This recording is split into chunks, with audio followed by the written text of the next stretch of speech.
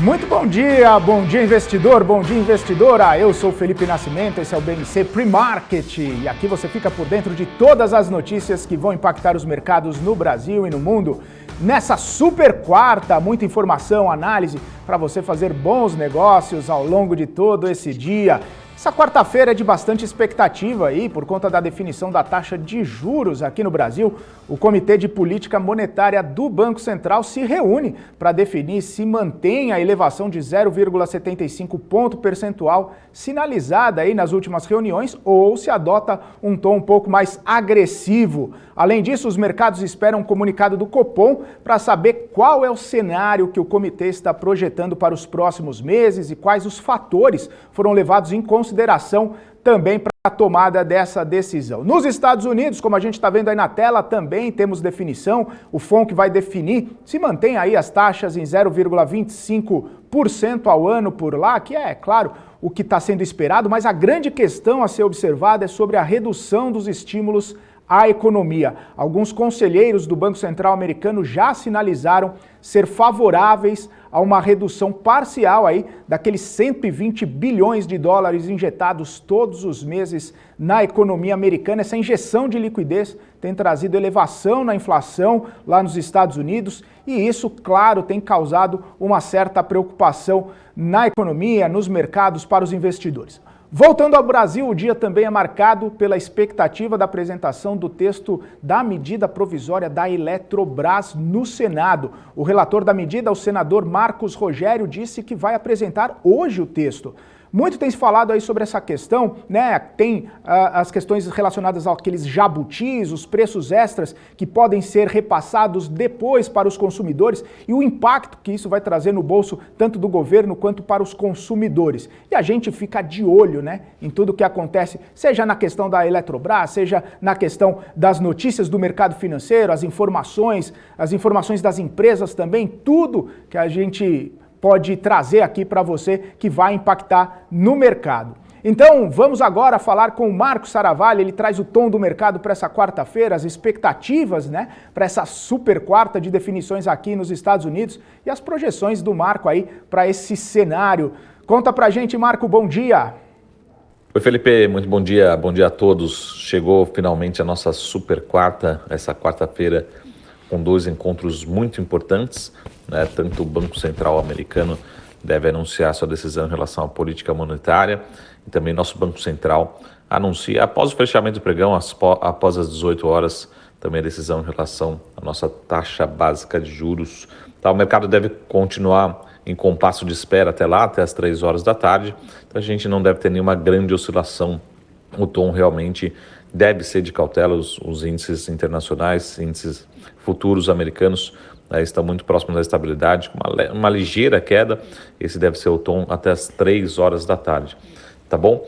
Lembrando também que existe uma possibilidade, né, do Banco Central aqui no Brasil, mesmo que seja pequena, de elevar em 1%, né, a taxa básica de juros agora nessa decisão, né? Aumentaram as apostas ao longo desses últimos dias, né, depois de alguns índices de inflação, e alguns economistas, analistas estão apostando nessa possibilidade. Mas o mais importante, né, vai ser o recado, né, o comunicado que o Banco Central deve passar para o mercado, mostrando que realmente esse ciclo pode ser um pouco mais longo, né, um pouco mais duradouro de aumento da taxa básica de juros. Tá? Então, essa leitura que a gente precisa acompanhar para saber como que o mercado deve reagir na quinta-feira, né? Mas caso realmente venha dentro do esperado 0,75 ou até mesmo 1%, a gente acredita que o mercado deva reagir amanhã, na quinta-feira, positivamente. Tá? A gente está acompanhando as bolsas por aqui, principalmente aquelas ações mais ligadas à economia local,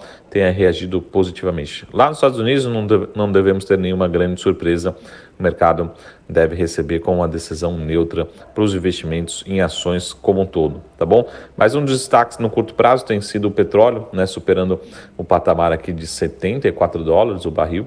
E lembrando que esse patamar é muito, muito bom para as companhias do mundo todo, mas as companhias nacionais também geram muito caixa nesse patamar de $74, com destaque a Petrobras, PetroRio, e a própria 3R também são companhias que podem continuar se valorizando dentro dessa expectativa de um Brent, né, de um petróleo num patamar bastante saudável. Tá? Minério de ferro teve uma leve queda, existem algumas preocupações pontuais, né, em relação à tendência da cotação da commodity agora no curto prazo, mas ainda num patamar também bastante saudável para as companhias brasileiras, tanto mineração como siderurgia. Tá bom, Felipe? Esses são os principais indicadores e o tom dessa quarta-feira é um tom relativamente neutro, né, morno, em compasso de espera aí dos anúncios por parte dos bancos centrais, tá bom? Então, ótimo dia a todos. Até mais. Tchau. É isso aí, falando sobre o petróleo, né? Como bem disse aí o Marco Saravalli, eu queria trazer um gráfico da cotação do petróleo no último ano, o Brent trabalhando aí acima dos $74 o barril. Dá uma olhada só, nesse gráfico a gente pode ver essa tendência de alta aí nos últimos meses e, claro, a gente sabe dos impactos disso nas empresas que negociam o petróleo. Somente ontem a Petrobras subiu 0,87%, a PetroRio subiu 3,61% no pregão de ontem, 3R Petroleum subiu 6,91% e a PetroRecôncavo, que fez o seu IPO recentemente na Bolsa, subiu 4,1% nessa terça-feira. A gente fica de olho aí como vai se manter a cotação do petróleo, como que isso vai impactar nas empresas que negociam a commodity aí na Bolsa Brasileira durante todo o pregão de hoje também. E o Marco Saravalli também traz agora um gráfico explicando as expectativas em relação ao Copom. Fala aí, Marco. Nesse gráfico, a gente consegue ver uma pergunta que muita gente sempre faz quando tem reunião do Banco Central, principalmente do Banco Central americano, né? Onde é que a gente consegue acompanhar as apostas, né, as expectativas em relação a essa decisão. Então, no próprio site do CME Group, né, depois a gente vai passar um endereço pelas nossas redes sociais, a gente consegue acompanhar não só da reunião atual, como das próprias reuniões. Tá? Então, nessa reunião de hoje, 16 de junho, a gente tem 93% de probabilidade, né, de chance de apostas, né, pelo mercado de que o Banco Central mantenha a taxa básica de juros entre 0 e 0,25%, mas tem uma chance, né, mesmo que mínima, né, o mercado vem apostando 7% de chance de aumentar a taxa básica de juros para um outro patamar um pouco mais alto, tá? E a gente consegue ver, inclusive, nesse site, já as próximas reuniões, né? Então, no dia 22 de setembro, 3 de novembro e 15 de dezembro são as próximas reuniões e também como é que estão as apostas para estas reuniões, tá bom? Então, é muito importante sempre acompanhar. É uma forma muito simples e já também entender como o mercado espera, né, o movimento, principalmente em relação à taxa de juros lá nos Estados Unidos, tá bom? Então é muito importante acompanhar esse movimento, né, e é uma informação pública, né, gratuita, mas muito importante na tomada de decisão de investimentos. Tá bom, Felipe? Então um ótimo dia, até mais, tchau! Valeu, e vamos então agora ver como fechou a Bolsa Brasileira no pregão de ontem, né? O Ibovespa subindo aí 0,09%, caindo 0,09% aos 130 mil, né? Vamos pôr o gráfico aqui, 130.091 pontos.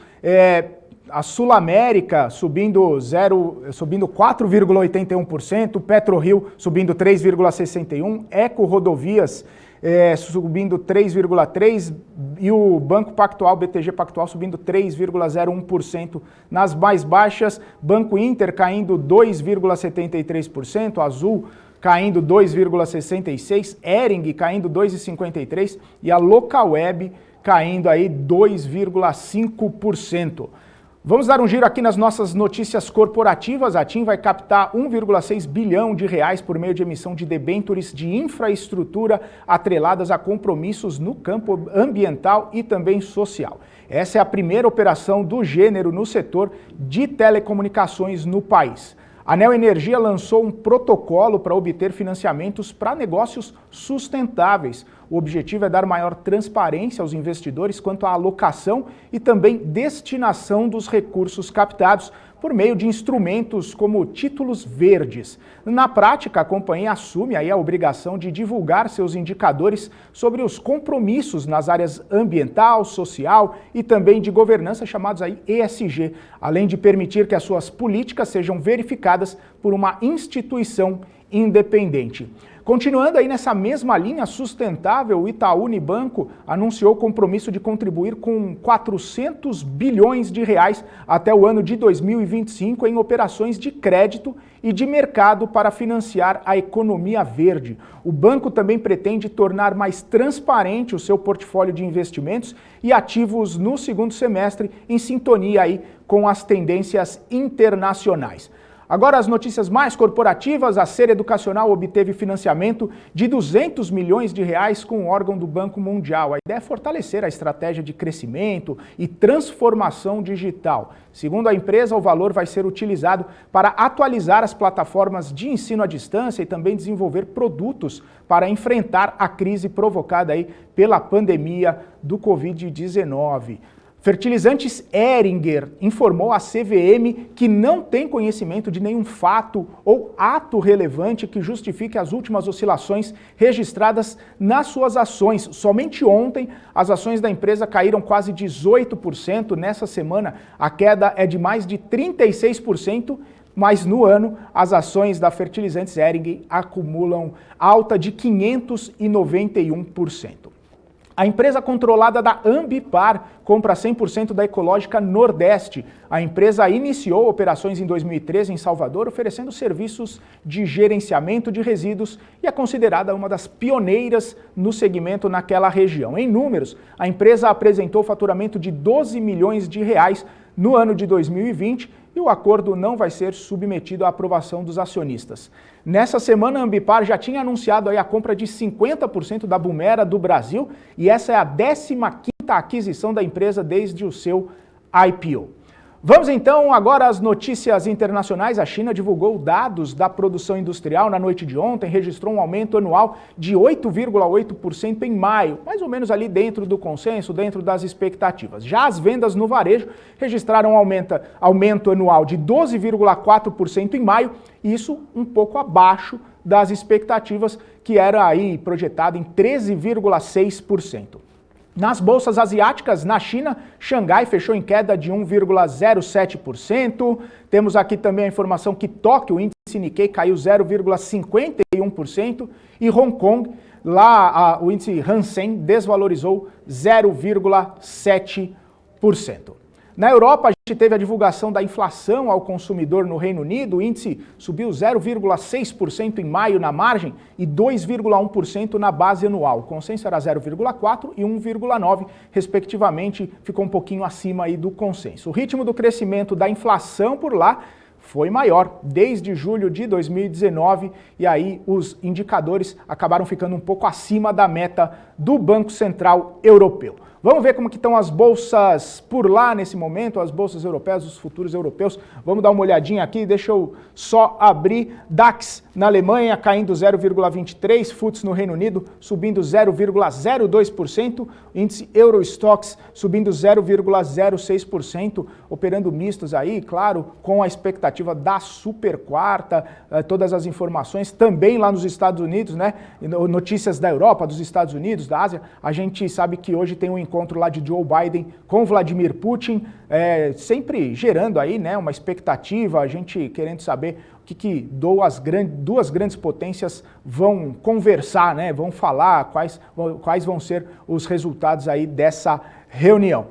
Quero chamar agora o Guga Almeida que está todas as manhãs com a gente, trazendo as análises, as projeções para essa quarta-feira. Bom dia, Guga, bem-vindo. Bom dia, Felipe. Bom dia, pessoal da BMC. Tudo ótimo. Guga, e aí, como é que você está vendo aí essa super quarta? Isso já está mexendo aí nos índices futuros da Bolsa, essa expectativa, essas projeções? Como é que você está vendo aí o dia de hoje? Na verdade, a semana, né? Eu não sei se o pessoal consegue compartilhar minha tela, só para a gente também ter uma noção, né, em perspectiva. Bom, nota que nós tivemos segunda, terça e hoje, quarta-feira, com o mercado bem lateralizado, e o mercado já vinha trabalhando nesse tom, Felipe, desde a semana passada. Tá? Então, na verdade, essa super quarta, né, desde que o mercado chegou nessa região de 130 mil pontos, o mercado ele lateralizou e está esperando, né, as cenas dos próximos capítulos, vamos assim dizer. Eu sei que até estava escutando agora a mensagem do dia do Marco Saravalli, né, que existe uma pequena aposta, né, muito pequena, de que poderia ter uma elevação aí de 1%, quem sabe, acima das expectativas aqui no nosso Banco Central. Né? Eu acho... eu descarto, tá, esse pensamento. Eu acredito que vem assim o 0,75, tá? E dentro desse 0,75, eu acho que a gente tem uma continuidade do que já está acontecendo. O que é o que já está acontecendo? Né? Esse movimento do capital estrangeiro retomando para a Bolsa Brasileira. Tá? Então existe sim o espaço da gente estar num período de ajuste, de correção, para retomar um movimento, né, de alta. E obviamente que quedas, né, de curto prazo são saudáveis. Tá? Eu acredito que, havendo um tom negativo de curto prazo, a gente possa ter aqui um ajuste, uma correção, quem sabe, do mercado aqui voltando para casa dos 129, 128, né, quem sabe até lá próximo, né, abaixo dos 126 mil pontos. Mas seria um pensamento de ajuste. Tá? Eu olharia para esse cenário como um ajuste e uma janela de oportunidade. Acredito que o ciclo de commodity não vai ter terminado. Todo o processo de intervenção é para tentar segurar, tá? Segurar a cotação, porque a tendência é de alta. Então, se tu pensa o seguinte, se existe intervenção, seja na China, seja em qualquer outro lugar, né, para tentar segurar alguma commodity, é porque o fluxo natural de compra por parte dos participantes do mercado, né, porque os participantes do mercado né, são os arbitradores, os especuladores, os hedgers, né, todo mundo é participante do mercado. O fluxo mostra, né, um direcionamento de aceleração do preço. Não é à toa aí que o petróleo já está acima de $74, o Brent, né? Minha projeção desde o ano passado eu vinha já falando de $100, por quê? Porque eram as derivadas que eu enxergava que poderia acontecer no mercado, e já se tem aí notícia, já tem aí o pessoal falando aí de petróleo a $100 o barril, e pode ter certeza que vai vir aí até comentários de que possa ir acima dessa região de $100 o barril. Ô Guga, deixa eu te perguntar uma coisa, como é que você está vendo o dólar aí, né, essas projeções? A gente sabe que existe, né, a expectativa também lá da decisão do FONC, lá o Banco Central norte-americano, e essas coisas acabam impactando também no câmbio, acabam impactando na Bolsa por aqui. Mas como é que você está vendo o dólar diante dessas expectativas aí? Tá. Primeiro eu vou falar do dólar hoje. Tá? E aí depois eu mostro do dólar um pouco mais longo, tá? Porque são dois cenários diferentes. Tá? O dólar hoje, de fato, tá? A minha região de suporte para o dólar, ou seja, onde eu acredito que volta a ter fluxo comprador, tá? No curto prazo, tá? É toda essa região aqui de 503, tá? 503, 501, tá? Acho que o pior cenário assim de curtíssimo prazo para o dia de hoje seria ver perder pela primeira vez os R$5, traria, de certa forma, uma polêmica. E isso a gente entende, né, se tu for parar para pensar, que havendo uma alta nos juros hoje no Brasil, né, por parte do Banco Central brasileiro, havendo manutenção de juros lá fora, nos Estados Unidos, de uma vez que a curva de juros longa lá nos Estados Unidos, né, ela, vamos lá, pode voltar a subir, mas os juros em si, né, o juro real que está tendo ali, não está sendo...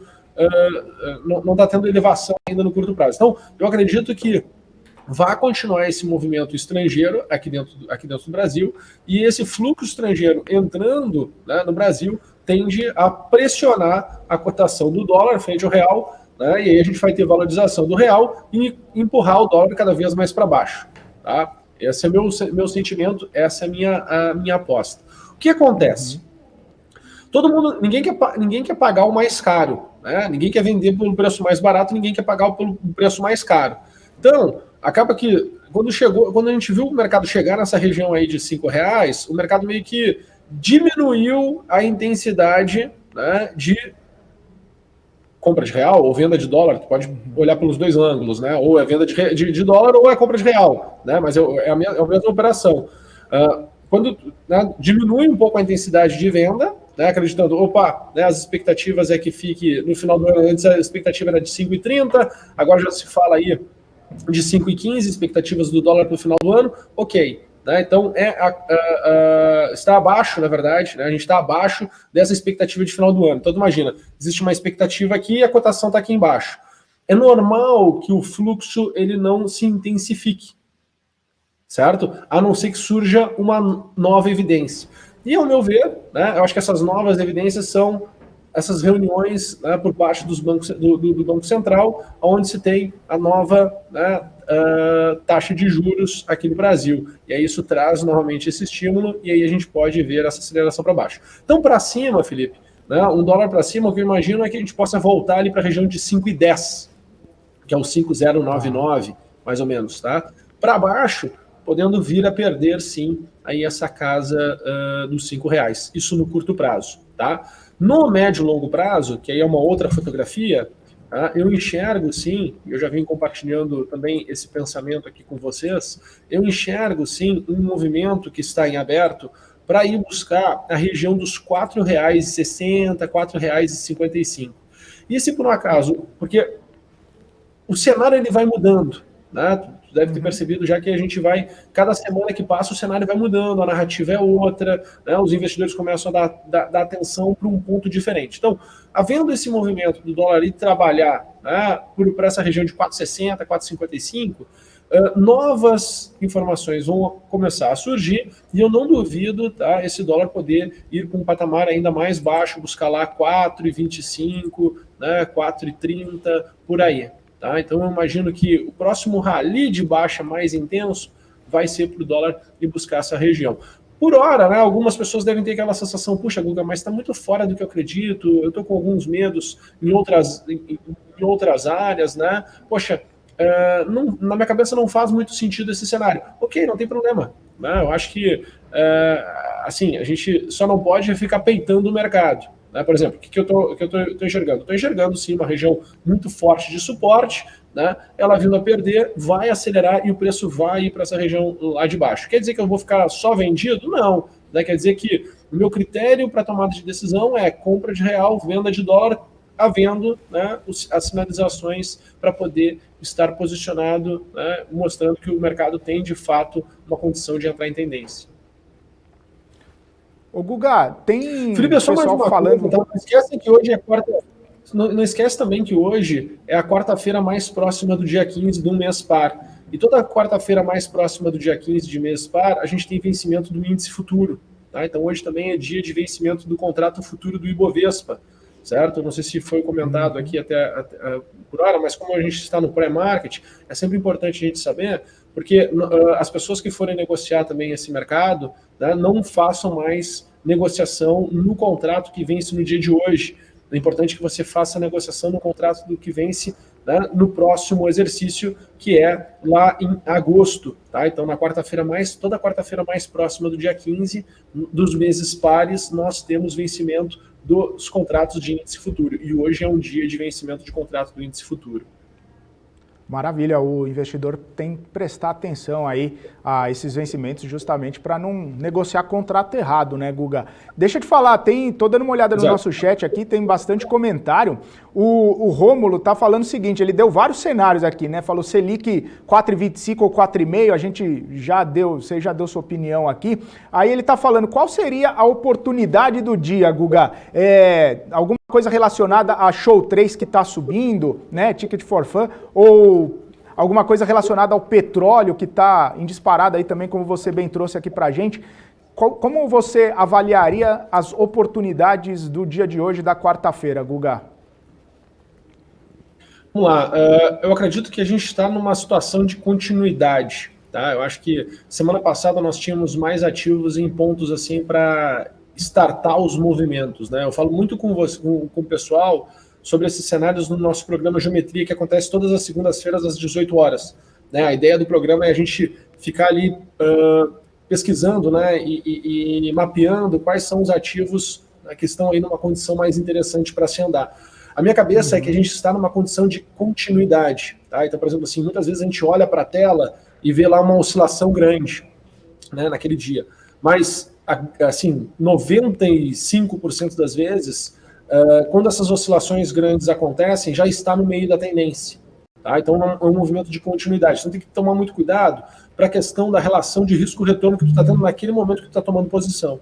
Tá? Eu até dei uma mini imersão, Felipe, isso vai acontecer mais seguidamente, né? No sábado agora passado, onde eu explico em 4 módulos, né, totalmente gratuito e online, como é que eu identifico o término de uma tendência e o início de uma outra tendência. Quais são as dificuldades da gente aceitar que uma tendência terminou e quais são os sinais que mostram que uma nova tendência está para começar, desculpa.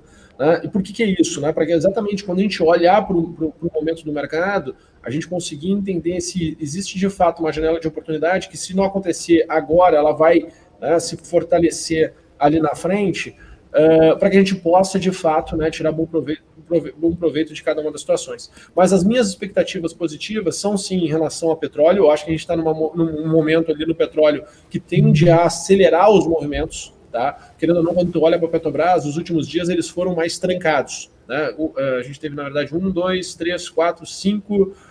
os últimos 7 pregões a gente teve aí um movimento mais trancado da Petrobras. Então podemos sim ver destravar, né, valor, destravar preço. E para vocês terem uma ideia, a minha expectativa é que esse rally que nós estamos para começar em Petrobras, eu tenho a expectativa que possa durar até a região de 36,50 a 37,50, tá?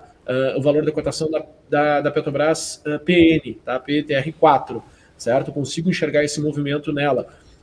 O que acontece, né? Obviamente que as outras petrolíferas, elas têm um valor de mercado, um market cap, né, menor do que a Petrobras. Então, acaba que o fluxo de dinheiro grande, quando ele vai entrar sim na Petrobras. Tá? Ele vai, por quê? Porque consegue absorver um maior volume de negócios e também porque tem um mercado de opções. Quando você tem um mercado de opções, só para a gente entender estrategicamente, né, você consegue expor o seu capital, né, ao ativo de uma maneira muito mais rápida, sem interferir no preço do ativo objeto em si. Como assim?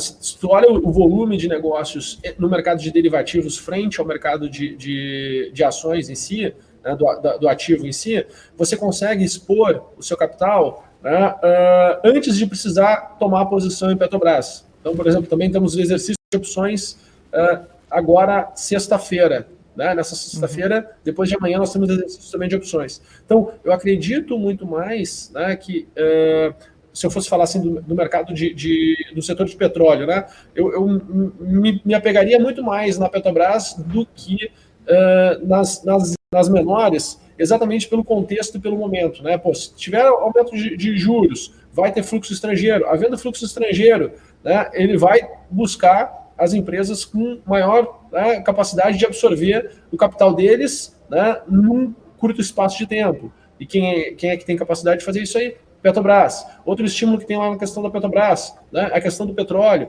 Então, estaria olhando para essa parte. E outro ponto que me agrada demais, né, que o Marcos Saravalho também vem batendo bastante nessa tecla, é a questão do consumo interno. Então, as empresas que estão relacionadas a consumo interno aqui no Brasil, também, eu acho que a gente tem muita surpresa positiva. Tá? Eu acho que a gente vai ter muita surpresa positiva. E vai ter uma mudança de percepção.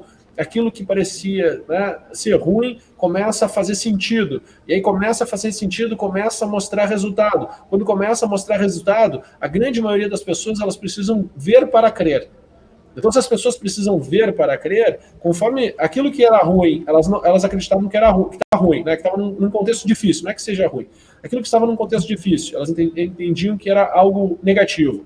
E aí começa a mudar o contexto e começa a mudar as expectativas, né? Tanto que mudou o contexto em relação à vacinação, as coisas estão ficando mais brandas, as pessoas já estão ficando com expectativa de que possam, a população adulta possa toda ela ser vacinada até o final de setembro, né? Antes se imaginava que a população não seria vacinada até o final do ano. Então vai mudando as expectativas, vão ficando mais tangíveis e vão ficando mais próximas do dia de hoje. Então, o cenário vai mudando e o mercado ele vai reagindo. Então, aquela pessoa que tinha uma narrativa do porquê não, agora começa a ter uma narrativa do talvez sim, e conforme o mercado for subindo, ela vai falar, quero. Por exemplo, evento da Show 3, nós tivemos os Trading Insights no domingo. No Trading Insights no domingo, se falou lá da Show 3, né? O Alex puxou muito também a questão da Show 3, o Marco depois na live dele também falou de Show 3. Na segunda-feira não teve uma resposta muito rápida de Show 3. O que o pessoal fez? ver para crer. Muita gente não entrou. O que acontece com o movimento da terça-feira? Estoura a show 3. O que o pessoal quer fazer? Quer entrar. Por quê? Porque tem a sensação de que vai ficar fora da festa. E aí existe um ponto que as pessoas elas sentem mais dor em não participar de algo do que perder em conjunto.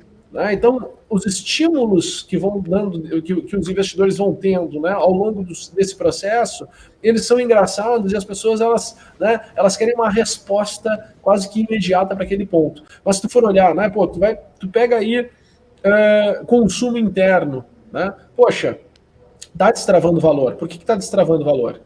Está destravando valor porque exatamente está ficando mais tangível, né, mais palpável que esse isolamento social está chegando ao fim, que a vacinação está aí, que essa questão Covid pode, vou botar aqui entre aspas, né, estar chegando ao fim e que a vida pode voltar ao normal, só que ela volta ao normal com muito estímulo, tanto financeiro como estímulo também das pessoas querendo fazer acontecer.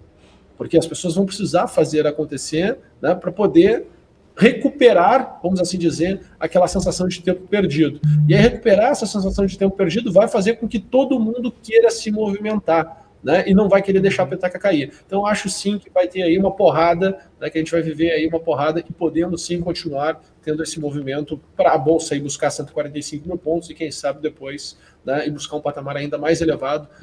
E aí eu enxergo até mesmo a possibilidade de ir para 180 mil pontos. Tá certo então, Guga. Brigadão, hein, por mais um dia estarmos juntos aqui no BMC Pre-Market. Te vejo amanhã então. Um abraço.